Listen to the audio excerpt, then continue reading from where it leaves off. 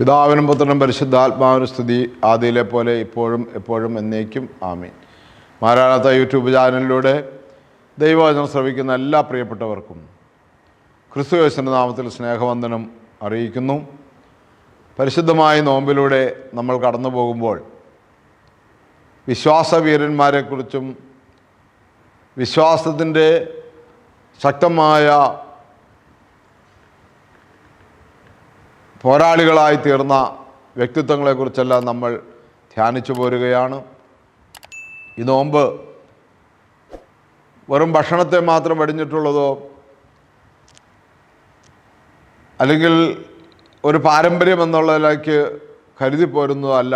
ഈ നോമ്പിലൂടെ വിശ്വാസത്തിൻ്റെ വലിയ പോരാട്ടം നമുക്ക് നടത്താനുണ്ട് എന്ന തിരിച്ചറിവാണ് ഈ നോമ്പ് കാലത്ത് ഇങ്ങനൊരു ധ്യാനം ക്രമീകരിച്ചിരിക്കുന്നത്. അതുകൊണ്ട് പ്രിയമുള്ളവരെ, ഈ നോമ്പ് നമുക്ക് വിശ്വാസത്തിൻ്റെ വലിയ പോരാട്ടം നടത്തിയ വ്യക്തിത്വങ്ങളെ പരിചയപ്പെടുത്തുന്ന ദിനങ്ങളായിട്ട് നമുക്ക് ഇതിനെ കാണാം.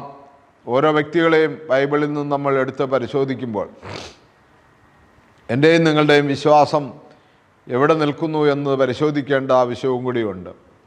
ഒരു വാക്ക് പ്രാർത്ഥിച്ച് ഇന്നത്തെ ചിന്ത ആരംഭിക്കാൻ നമുക്ക്. ഹല്ലേലൂയ. നിത്യനും വാഴ്ത്തപ്പെട്ടവനുമായ ഞങ്ങളുടെ സ്വർഗീയപിതാവേ, നല്ല സമയത്തിനായി നന്ദിയോടെ സ്തുതിക്കുന്നു, സ്തോത്രം ചെയ്യുന്നു, മഹത്വപ്പെടുത്തുന്നു.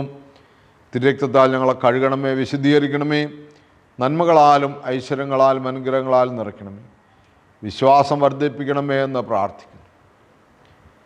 വിശ്വാസത്തിൻ്റെ വലിയ പോരാട്ടം ഞങ്ങൾക്ക് ഉണ്ടാകണമേ എന്ന് പ്രാർത്ഥിക്കുന്നു. ഞങ്ങളുടെ വിശ്വാസം നഷ്ടപ്പെടാതിരിക്കാൻ ഞങ്ങളെ കാത്തു പരിപാലിക്കണമേ എന്ന് പ്രാർത്ഥിക്കുന്നു. പരിശുദ്ധ അമ്മേ, ദൈവമാതാവേ, സകല വിശുദ്ധന്മാരെ, ശുദ്ധിമതികളെ ഞങ്ങൾക്ക് വേണ്ടി പ്രാർത്ഥിക്കണമേ. ഞങ്ങളുടെ വിശ്വാസത്തോട് ദൈവമേ പൈശാചികമായ ശക്തികൾ ഇടപെടുമ്പോൾ തകർന്നു പോകാതിരിക്കാൻ അവിടുന്ന് ഞങ്ങൾക്ക് വേണ്ടി പ്രാർത്ഥിക്കണമേ. ദൈവത്തിൻ്റെ കൃപ ഞങ്ങൾക്ക് ധാരാളമായി ലഭിക്കത്തക്കവണ്ണം കൂടുതൽ വിശ്വാസത്തോടെ വിശ്വാസത്തിൽ ഉറച്ചു നിൽക്കുവാൻ തക്കവണ്ണം കൃപ നൽകണമേ എന്ന് പ്രാർത്ഥിക്കുന്നു. എല്ലാ നന്മകളാലും ഐശ്വര്യങ്ങളാലും നിറയ്ക്കണമേ. ആമീൻ.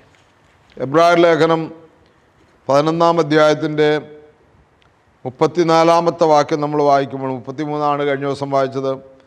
34-ാമത്തെ വാക്യം വായിക്കുമ്പോൾ, അഗ്നിയുടെ ശക്തി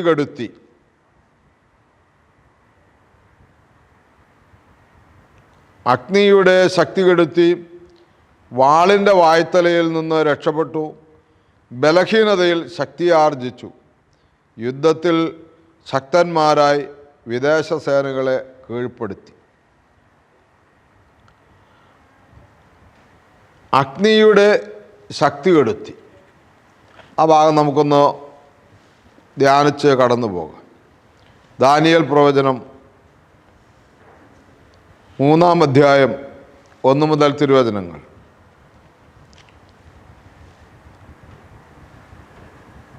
നെബൂഖദ്നേസർ രാജാവ് 60 മുഴം ഉയരവും 6 മുഴം വണ്ണവുമുള്ള ഒരു സ്വർണ്ണ വിഗ്രഹമുണ്ടാക്കി ബാബിലോൺ ദേശത്തെ ദൂരാത്താഴ്വരയിൽ അവനത് സ്ഥാപിച്ചു. താൻ നിർമ്മിച്ച പ്രതിമയുടെ പ്രതിഷ്ഠയ്ക്ക് പ്രധാന ദേശാധിപതികളെയും സ്ഥാനപതികളെയും നാടുവാഴികളെയും ഉപദേശകരെയും ഭണ്ഡാരം വിചാരിപ്പുകാരെയും ന്യായാധിപന്മാരെയും നിയമജ്ഞരെയും ദേശത്തുള്ള സകല സ്ഥാനികളെയും വിളിച്ചുകൂട്ടാൻ നെബൂഖദ്നേസർ ആളയച്ചു. എല്ലാവരും രാജാവ് നിർമ്മിച്ച പ്രതിമയുടെ പ്രതിഷ്ഠയ്ക്ക് വന്നു ചേർന്നു. അവർ പ്രതിമയ്ക്ക് ചുറ്റും നിന്നു. അപ്പോൾ വിളംബരം ചെയ്യുന്നവർ വിളിച്ചു പറഞ്ഞു, ജനതകളെ, ജനപദങ്ങളെ, വിവിധ ഭാഷക്കാരെ, നിങ്ങളോട് കൽപ്പിക്കുന്നു, കൊമ്പ്, കുഴൽ, തമ്പുരു, കിന്നരം, വീണ, നാഗസ്വരം തുടങ്ങിയ സകലവിധ വാദ്യനാദവും കേൾക്കുമ്പോൾ നിങ്ങൾ സാഷ്ടാംഗം വീണ് നെബൂഖദ്നേസർ രാജാവ് പ്രതിഷ്ഠിച്ച സ്വർണ്ണബിംബത്തെ ആരാധിക്കണം. ആരെങ്കിലും അപ്രകാരം ചെയ്യുന്നില്ലെങ്കിൽ അവനെ തൽക്ഷണം എരിയുന്ന തീച്ചുള്ളിൽ എറിയും. അതുകൊണ്ട് കൊമ്പ്, കുഴൽ, തമ്പുരു, കിന്നരം, വീണ, നാഗസ്വരം തുടങ്ങിയ വാദ്യനാദങ്ങൾ കേട്ട മാത്രയിൽ ആ ജനതകളും രാജ്യക്കാരും വിവിധ ഭാഷക്കാരും നെബൂഖദ്നേസർ സ്ഥാപിച്ച സ്വർണ്ണബിംബത്തെ സാഷ്ടാംഗം വീണ് നമസ്കരിച്ചു. ഇവിടെയും പ്രിയമുള്ളവരെ വലിയ ജീവന് ഭീഷണിയാകുന്ന ഒരു മതവിശ്വാസമാണ് കൊണ്ടുവന്നിരിക്കുന്നത്. ഈ കാലഘട്ടത്തിലൊക്കെ ഇങ്ങനെ ധാരാളം മതവിശ്വാസങ്ങൾ വർദ്ധിച്ചിരിക്കുകയാണ്. മതവിശ്വാസങ്ങളുടെയൊക്കെ പേരിൽ മനുഷ്യരുമായിട്ടുള്ള വലിയ യുദ്ധങ്ങളും കൊലപാതകങ്ങളും ഒക്കെ ഉണ്ടായിട്ടുണ്ട്. ഇനിയും ഉണ്ടാകുമെന്നും ബൈബിൾ പറയുന്നുണ്ട്. അപ്പം ഇവിടെ ഈ രാജകൽപ്പന വായിച്ച് കേട്ടപ്പോൾ കൽദായ ആളുകൾ ചിലർ വന്നിട്ട് പറഞ്ഞു, അവരുടെ ദുരുദ്ദേശത്തോടു കൂടി അവർ യഹൂദരെ കുറ്റപ്പെടുത്തി എന്ന് പറയുന്നു. അവർ നെബൂഖദ്നേസർ രാജാവിനോട് പറഞ്ഞു, രാജാവേ നീണാൾ വാഴട്ടെ. രാജാവെ കൊമ്പ്, കുഴൽ, തമ്പുരു, കിന്നരം, വീണ, നാഗസ്വരം തുടങ്ങിയ വാദ്യനാദങ്ങൾ മുഴങ്ങുമ്പോൾ എല്ലാവരും സ്വർണപ്രതിമയെ താണു വീണ് ആരാധിക്കണമെന്ന് നീ കൽപ്പിച്ചിരുന്നല്ലോ. സാഷ്ടാംഗം വീണ് ആരാധന നടത്താത്തവൻ ആരായാലും അവൻ കത്തിക്കാളുന്ന അഗ്നികുണ്ഡത്തിൽ എറിയപ്പെടുമെന്ന് നീ കൽപ്പിച്ചിരുന്നു. രാജാവേ, ബാബിലോൺ ദേശത്തെ ഭരണാധികാരികളായി നീ നിയമിച്ചിരുന്ന ഷദ്രാക്ക്, മെഷാക്ക്, അബേദ്നഗോ എന്നീ യഹൂദർ നിന്നെ അനുസരിക്കുന്നില്ല. അവർ നിന്റെ ദേവന്മാരെ സേവിക്കുകയോ നീ പ്രതിഷ്ഠിച്ച സ്വർണവിഗ്രഹത്തെ ആരാധിക്കുകയോ ചെയ്യുന്നില്ല. അപ്പോൾ ഉഗ്രകോപം പൂണ്ട നെബൂഖദ്നേസർ ഷദ്രാക്കിനെയും മെഷാക്കിനെയും അബേദ്നഗോയെയും കൊണ്ടുവരാൻ കൽപ്പിച്ചു. അവരെ രാജസന്നിധിയിൽ കൊണ്ടുവന്നു. നെബൂഖദ്നേസർ രാജാവ് ചോദിച്ചു, ഷദ്രാക്ക്, മെഷാക്ക്, അബേദ്നഗോ, നിങ്ങൾ എൻ്റെ ദേവന്മാരെ സേവിക്കുന്നില്ലെന്നും ഞാൻ സ്ഥാപിച്ച പ്രതിമയെ ആരാധിക്കുന്നില്ലെന്നും കേട്ടത് സത്യമാണോ? കൊമ്പ്, കുഴൽ, തമ്പുരു, കിന്നരം, വീണ, നാഗസ്വരം തുടങ്ങിയവയുടെ നാദം കേൾക്കുമ്പോൾ ഞാൻ പ്രതിഷ്ഠിച്ച പ്രതിമയെ താണു വീണ് ആരാധിക്കുന്നെങ്കിൽ നിങ്ങൾക്ക് നന്ന്. അല്ലെങ്കിൽ ഉടൻ തന്നെ നിങ്ങളെ എരിയുന്ന തീച്ചൂളയിൽ എറിഞ്ഞു കളയും. ഏതു ദേവൻ എൻ്റെ കരങ്ങളിൽ നിന്ന് നിങ്ങളെ രക്ഷിക്കും?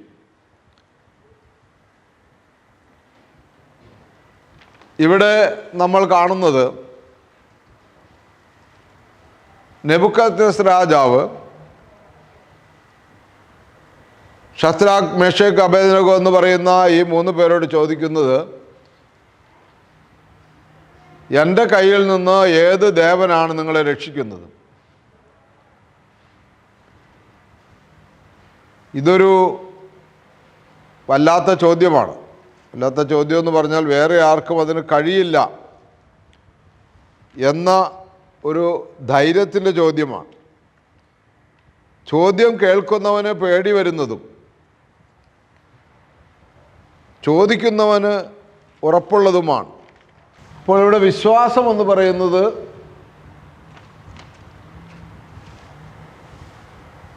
എന്താണ്? ഷദ്രാക്ക്, മെഷാക്ക്, അബേദ്നഗോയും രാജാവിനോട് പറഞ്ഞു, അല്ലയോ നെബൂഖദ്നേസർ, ഇക്കാര്യത്തിൽ ഞങ്ങൾ ഉത്തരം പറയേണ്ടതില്ല. രാജാവെ, ഞങ്ങൾ സേവിക്കുന്ന ഞങ്ങളുടെ ദൈവം എരിയുന്ന തീച്ചൂളയിൽ നിന്ന് ഞങ്ങളെ രക്ഷിക്കാൻ കഴിവുള്ളവനാണ്. ഒന്നാമത്തെ വിശ്വാസം ഏറ്റുപറയുകയാണ്. ആര് നിങ്ങളെ രക്ഷിക്കും? ഏത് ദേവൻ നിങ്ങളെ രക്ഷിക്കുമെന്നാണ് നെബൂഖദ്നേസറിൻ്റെ ചോദ്യം. എൻ്റെ കയ്യിൽ നിന്ന് ഞാൻ ഉയർത്തിയിരിക്കുന്ന ഈ ദേവനെ, ഈ വിഗ്രഹത്തെ നിങ്ങൾ വണങ്ങുന്നില്ല, നിങ്ങളുടെ ഹൃദയത്തിൽ ദൈവമായിട്ട് പൂജിക്കുന്നില്ലെങ്കിൽ വേറെ ഏത് ദേവൻ നിങ്ങളെ രക്ഷിക്കുമെന്നാണ് ചോദ്യം. അപ്പോൾ ഈ 3 പേരുടെ മറുപടി, ഇതാണ്. ഞങ്ങൾക്കതിന് മറുപടി പറയേണ്ട ആവശ്യമില്ല. കാരണം ഞങ്ങളെ രക്ഷിക്കുന്ന ദൈവമുണ്ട്.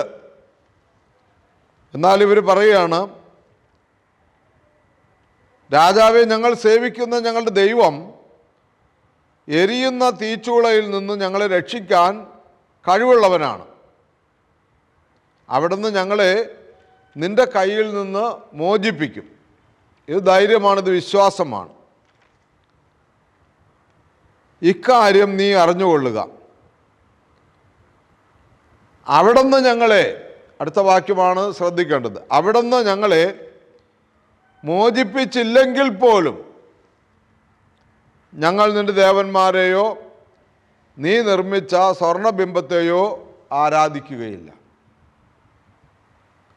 വ്യത്യസ്തമായ ഒരു വിശ്വാസത്തിൻ്റെ തലം ഇവിടെ ഇവർ നമുക്ക് വേണ്ടി രൂപപ്പെടുത്തുകയാണ്. ഞങ്ങളെ രക്ഷിക്കാൻ കഴിയുന്ന ദൈവമാണ് ഞങ്ങളുടെ ദൈവം എന്ന് പറഞ്ഞ് അവസാനിപ്പിച്ചാൽ മതി. പക്ഷെ അത് അങ്ങനെയല്ല അവർ അവസാനിപ്പിച്ചേ. ഇനി രക്ഷിച്ചില്ലെങ്കിൽ പോലും അവിടെയാണ്. കാരണം ദൈവം ഇവരെ ഈ വിശ്വാസത്തോടു കൂടി ഇവരെ രക്തസാക്ഷികളാകണമെന്നാണ് ദൈവം ആഗ്രഹിക്കുന്നതെങ്കിൽ, ദൈവം ഇവരെക്കുറിച്ച് നിശ്ചയിച്ചു വച്ചിരിക്കുന്നതെങ്കിൽ, ഇവർ ഈ അഗ്നിയിൽ കിടന്ന് വെന്ത് നശിച്ചു പോയാൽ രാജാവ് പറയും, എന്നെ അനുസരിക്കാത്തതുകൊണ്ട് ഈ വിഗ്രഹം ഇവരെ നശിപ്പിച്ചു വന്നു. അതുകൊണ്ട് ദൈവം ഇവരുടെ ഉള്ളിൽ മറ്റൊരു ചിന്ത ഇട്ട് കൊടുത്തു. നിങ്ങൾ രാജാവിനോട് പറയുമ്പോൾ ഈ കുഴിയിൽ നിന്ന് ഞങ്ങളെ കയറ്റിയില്ലെങ്കിലും, ഈ തീച്ചുളയിൽ നിന്ന് ഞങ്ങളെ രക്ഷിച്ചില്ലെങ്കിലും, ഞങ്ങളുടെ ദൈവം തന്നെയാണ്. ഞങ്ങളുടെ ദൈവത്തിന് മാറ്റമില്ല. ഞങ്ങളുടെ ദൈവത്തിന് മാറ്റമോ മാറ്റത്തിന് നെള്ളോ ഇല്ല. ഞങ്ങളുടെ ദൈവം സത്യദൈവം തന്നെ. ഇതാണ് വിശ്വാസത്തിൻ്റെ മാറ്റുകൂട്ടുന്നത്. നമ്മുടെ വിശ്വാസമെല്ലാം പലപ്പോഴും നമ്മളുടെ രക്ഷയ്ക്ക് വേണ്ടിയാണ്, നിത്യരക്ഷയ്ക്കല്ല. നമ്മുടെ ഈ ആപത്തുകളിൽ നിന്ന്, അപകടങ്ങളിൽ നിന്നൊക്കെ രക്ഷപ്പെടുന്നതിന് വേണ്ടി, അല്ലെങ്കിൽ ആപത്തുകളും അപകടങ്ങളും വരാതിരിക്കുന്നതിന് വേണ്ടി ആണ് നമ്മുടെ വിശ്വാസം. പക്ഷേ ഈ 3 പേരുടെ വിശ്വാസം ആപത്ത് അപകടങ്ങൾ വരാതിരിക്കുന്നതിന് വേണ്ടി മാത്രമല്ല, ഇനി അങ്ങനെ വന്നാലും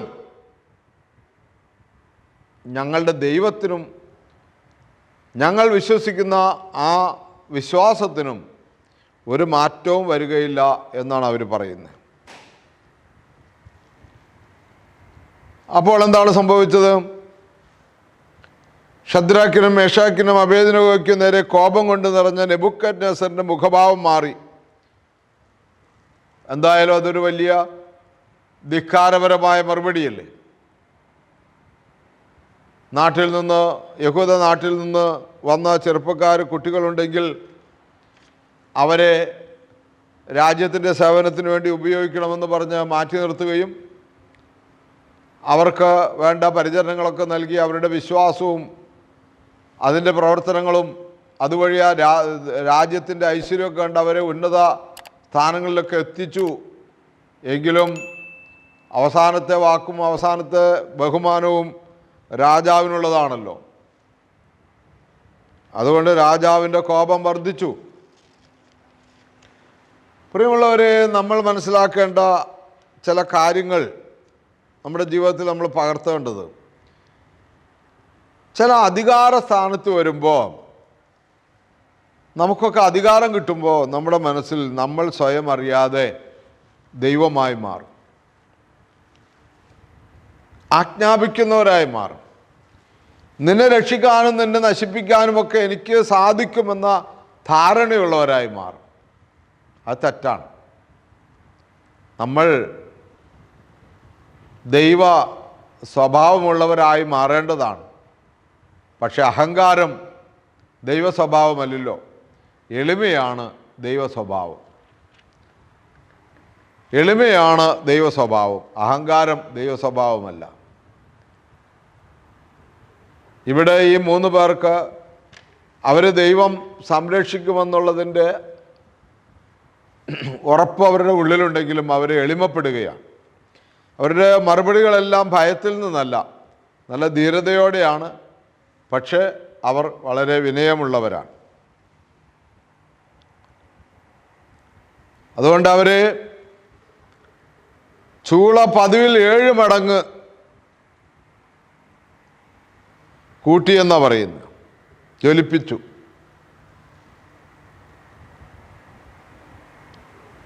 ഷദ്രാക്കിനെയും മെഷാക്കിനെയും അബേദ്നെഗോയെയും ബന്ധിച്ച് ആളിക്കത്തുന്ന ചൂളയിലേക്ക് വലിച്ചെറിയാൻ തൻ്റെ ശക്തരായ ഭടന്മാരോട് ആജ്ഞാപിച്ചു. പടയാളികൾ അവരെ അങ്കി, തൊപ്പി, മറ്റു വസ്ത്രങ്ങൾ എന്നിവയോടുകൂടി ബന്ധിച്ച് ആളിക്കത്തുന്ന അഗ്നികുണ്ഡത്തിലേക്ക് എറിഞ്ഞു. കർശനമായ രാജകൽപ്പന അനുസരിച്ച് തീച്ചൂള അത്യുഗ്രമായി ജ്വലിച്ചെറിഞ്ഞതുകൊണ്ട് ഷദ്രാക്കിനെയും മെഷാക്കിനെയും അബേദ്നെഗോയെയും ചൂളയിലേക്ക് കൊണ്ടുചെന്നവരെ തീജ്വാലകൾ ദഹിപ്പിച്ചു കളഞ്ഞു. ഷദ്രാക്ക്, മെഷാക്ക്, അബേദ്നെഗോ എന്നീ 3 പേരും ബന്ധിതരായി ജ്വലിക്കുന്ന തീച്ചൂളയിൽ പതിച്ചു.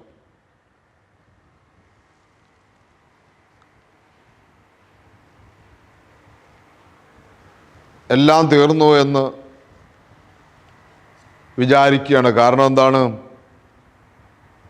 തീച്ചൂളയിലേക്ക് എറിഞ്ഞ ശക്തരായ പടയാളികൾ ആ സമയം തന്നെ തീർന്നുപോയി. എന്നാൽ ഈ 3 യുവാക്കന്മാരെന്ത് ചെയ്തോ? അവർ ദൈവത്തിന് കീർത്തനം ആലപിച്ചുകൊണ്ട് കർത്താവിനെ സ്തുതിച്ചുകൊണ്ടും തീജ്വാലകളുടെ മധ്യേ നടന്നു.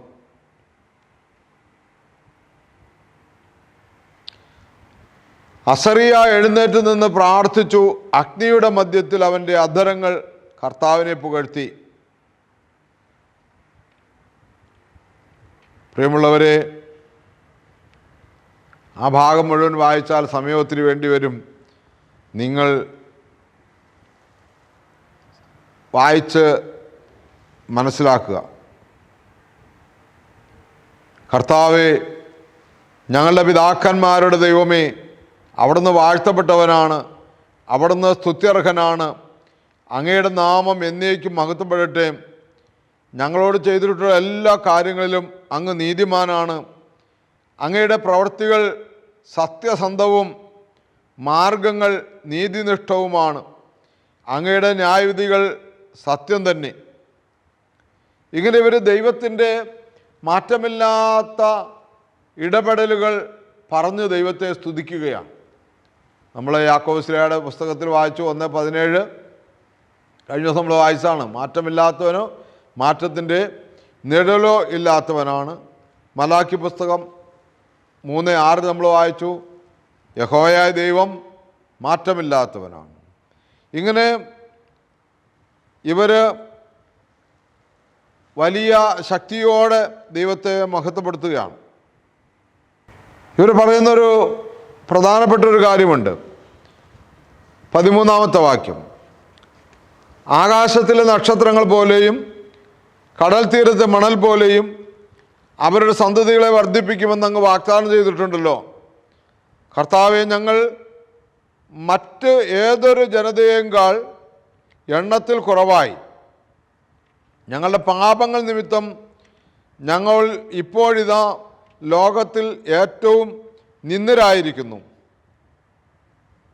ഈ കാലത്ത് രാജാവോ പ്രവാചകനോ നായകനോ ദഹനബലിയോ മറ്റു ബലികളോ അർച്ചനയോ ധൂപമോ ഞങ്ങൾക്കില്ല.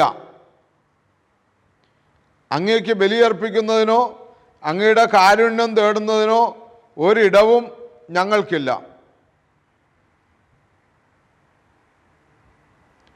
പക്ഷേ മുട്ടാടുകളും കാളകളും 10,000-കണക്കിന് ആടുകളും കൊണ്ടുള്ള ബലിയാലെന്ന പോലെ പശ്ചാത്താപ വിവശമായ ഹൃദയത്തോടും വിനീത മനസ്സോടും കൂടെ അങ്ങയെ സമീപിക്കുന്നു. ഞങ്ങളെ സ്വീകരിക്കണമേ.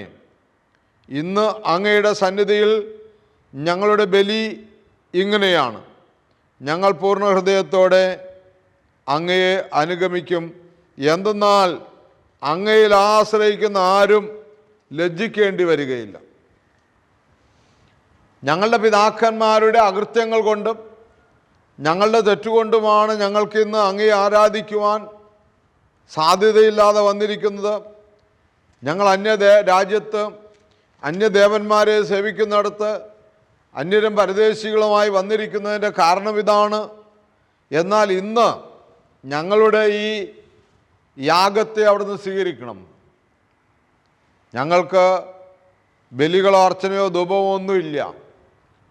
ഇന്ന് ഞങ്ങളുടെ ഈ തീച്ചൂളയിൽ കിടക്കുന്ന ഈ അനുഭവത്തെ അങ്ങ് യാഗമായി സ്വീകരിക്കണമെന്ന് പറയുകയാണ്.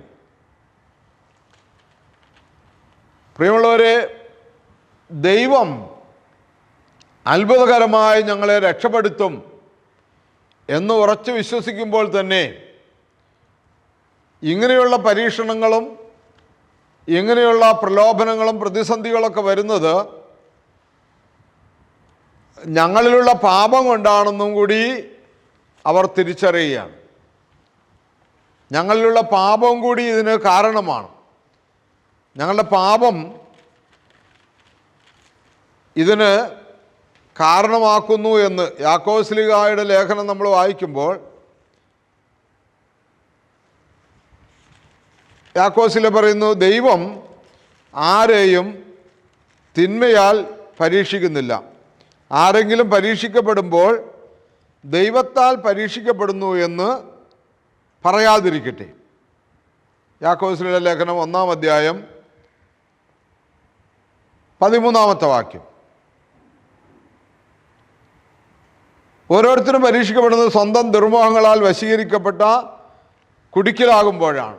അതുകൊണ്ട് പ്രിയമുള്ളവരെ, ഇവർ പറയുകയാണ്, ഞങ്ങൾ ഈ 3 പേര് പറയുന്നു, ഞങ്ങളുടെ തലമുറകൾ ഞങ്ങൾ വഴി പാപം ചെയ്തുകൊണ്ടാണ് ഇന്ന് ഞങ്ങൾ ഈ അവസ്ഥയിലായിരിക്കുന്നതെന്ന് പറയുകയാണ്. എന്താണ് സംഭവിച്ചത്? പ്രിയമുള്ളവരെ, അവിടെ വ്യക്തമായി വചനം പറയുന്നു. ദാനിയേലിൻ്റെ പുസ്തകം 3-ാം അധ്യായത്തിൽ ദൈവത്തിൻ്റെ വചനം പറയുന്നത് എന്താണ്? അവർ വലിയ ശക്തമായ കരത്താൽ അവർ എല്ലാവരും രക്ഷിക്കപ്പെട്ടു.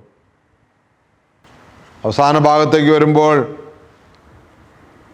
ഇങ്ങനെയാണ് അവരുടെ കീർത്തനം: സകല സൃഷ്ടപ്രപഞ്ചങ്ങളോടും ദൈവത്തെ വാഴ്ത്തുവിനെന്ന് അവർ ആഹ്വാനം ചെയ്യുകയാണ്. ദേവന്മാരുടെ ദൈവമായ കർത്താവിനെ ആരാധിക്കുന്നവരെ അവിടുത്തെ വാഴ്ത്തുവിൻ, അവിടുത്തെ സ്തുതിക്കുവിൻ, അവിടുത്തേക്ക് നന്ദി പറയുവിൻ.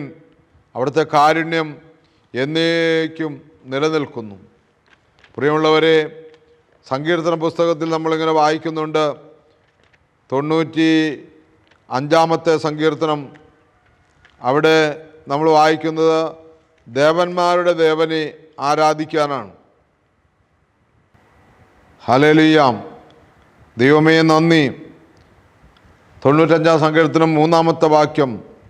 എന്നാൽ കർത്താവ് ഉന്നതനായ ദൈവമാണ്, എല്ലാ ദേവന്മാർക്കും അധിപനായ രാജാവാണ്. ഇവിടെ ഇവർ ദേവന്മാരുടെ ദേവനെ, സത്യദൈവത്തെ കീർത്തനം ചൊല്ലി മഹത്വപ്പെടുത്തി തങ്ങളുടെ പാപങ്ങൾ ഏറ്റുപറഞ്ഞു. സംഭവിച്ചെന്താണ്? നെബൂഖദ്നേസർ രാജാവ് പരിഭ്രമിച്ച് പിടഞ്ഞെഴുന്നേറ്റു. തൻ്റെ ഉപദേശകന്മാരോട് അവൻ ചോദിച്ചു, 3 പേരെയല്ലേ നാം ബന്ധിച്ച് തീയിലെറിഞ്ഞത്? അതേ രാജാവേ. രാജാവ് പറഞ്ഞു, എന്നാൽ അഗ്നിയുടെ നടുവിൽ ബന്ധനം കൂടാതെ 4 പേർ നടക്കുന്നത് ഞാൻ കാണുന്നു. അവർക്കൊരു ഉപദ്രവവും ഏറ്റിട്ടില്ല. 4-ാമത്തവൻ കാഴ്ചയിൽ ദേവകുമാരനെ പോലെ ഇരിക്കുന്നു. ജ്വലിക്കുന്ന തീച്ചുളയുടെ വാതിൽക്കലെത്തി നെബൂഖദ്നേസർ പറഞ്ഞു, ശദ്രാക്ക്, മെഷാക്ക്, അബേദ്നെഗോ, അത്യുന്നതനായ ദൈവത്തിൻ്റെ ദാസന്മാരായി നിങ്ങൾ പുറത്തു വരുവിൻ. അവർ അഗ്നിയിൽ നിന്ന് പുറത്തു വന്നു. പ്രധാന ദേശാധിപന്മാരും സ്ഥാനപതികളും നാടുവാഴികളും രാജാവിൻ്റെ ഉപദേശകരും വന്നുകൂടുകയും ആ മൂവരുടെ മേൽ അഗ്നിക്ക് ഒരു ശക്തിയും ഉണ്ടായിരുന്നില്ലെന്ന് കാണുകയും ചെയ്തു. അവരുടെ തലമുടി കരിയുകയോ വസ്ത്രത്തിന് കേടുപറ്റുകയോ അവർക്ക് തീയുടെ ഗന്ധം ഏൽക്കുകയോ ചെയ്തില്ല. അവിടെ രാജാവ് കൽപ്പന പുറപ്പെടുവിച്ചു. അതുകൊണ്ട് ഞാനിതാ ഒരു കൽപ്പന പുറപ്പെടുവിക്കുന്നു. ഷദ്രാക്കിൻ്റെയും മെഷാക്കിൻ്റെയും അബേദ്നെഗോയുടെയും ദൈവത്തിനെതിരെ എന്തെങ്കിലും പറയുന്ന ജനതകളെയും ജനപദങ്ങളെയും ഭാഷക്കാരെയും കഷണം കഷ്ണമായി ചിന്തിക്കളയും. അവരുടെ ഭവനങ്ങൾ നിലംപരിശാക്കും. എന്തെന്നാൽ ഈ വിധത്തിൽ രക്ഷിക്കാൻ കഴിവുള്ള വേറൊരു ദേവനില്ല. രാജാവ് ഷദ്രാക്കിനെയും മെഷാക്കിനെയും അബേദ്നെഗോയെയും ബാബിലോൺ പ്രവിശ്യയിൽ ഉന്നത സ്ഥാനങ്ങളിൽ നിയമിച്ചു.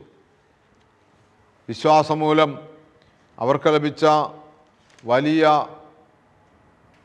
ദൈവ ഇടപെടലും കരുതലും ശക്തിയും ആ രാജ്യത്തിൻ്റെ നിയമം തന്നെ മാറ്റിമറിച്ചു.